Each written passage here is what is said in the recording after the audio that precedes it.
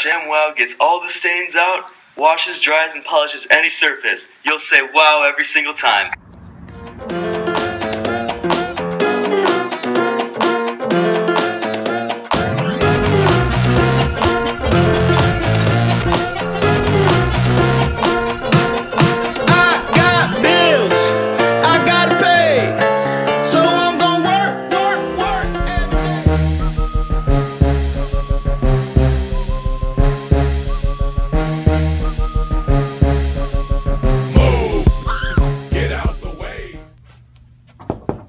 Come in. Oh, Hi. Marty. How's it going? Good, how are you?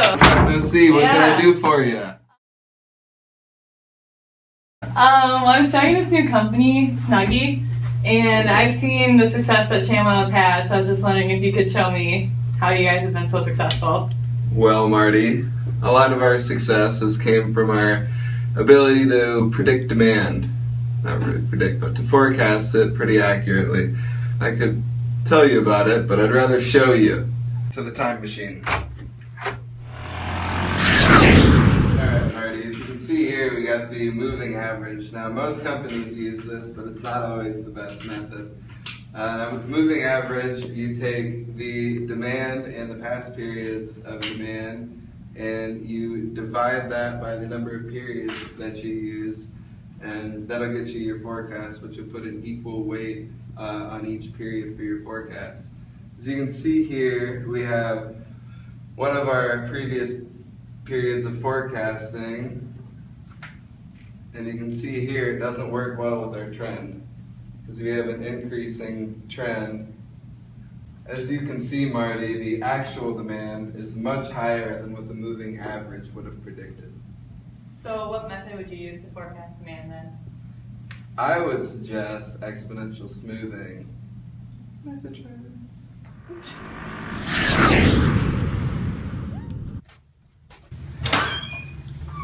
Hey team, this here is Marty. Marty, this is a ShamWow crew. These are my best 3 employees. They're going to show you some demand forecasting methods and why they're important here. Alright, thank you Marty for joining us. I'm Matt, and as Doc was saying, we are going over the exponential smoothing trend.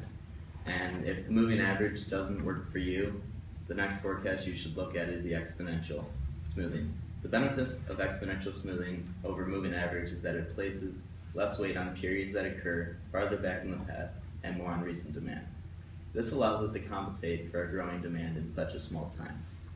So how would you calculate that?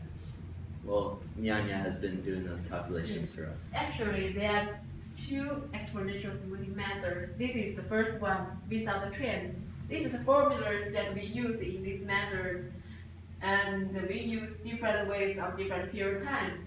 Alpha is the smoothing constant using here and here. Hi Mandy, this is the exponential smoothing method with a trend.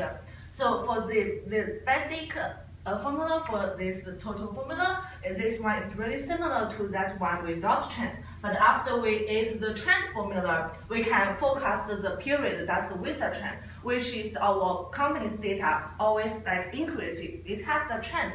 So this would be work better. You can see the beta here is the trend smoothing coefficient. Hi, Marty. Hi! Doc asked me to see how are you doing with the new method. It's been going well. I can show you actually. Oh, great. So since our company is relatively new, I took the historical data from a company that produces a similar product to us in the industry to determine which method is better to use, exponential smoothing without a trend or exponential smoothing with a trend. And I used a Minitab software to run the simulation and set the constraints. As you can see from the exponential smoothing without a trend, 0.6 as the alpha yields the smallest MSE, or mean squared error. However, exponential smoothing with a trend, we tested 0.4 and 0.6 as the alpha, and 0.3, 0.5, and 0.7 as the beta. As you can see, overall, 0.4 as the alpha and 0.3 as the beta yields the smallest MSE, so that is the best method that we came up with to use for our company.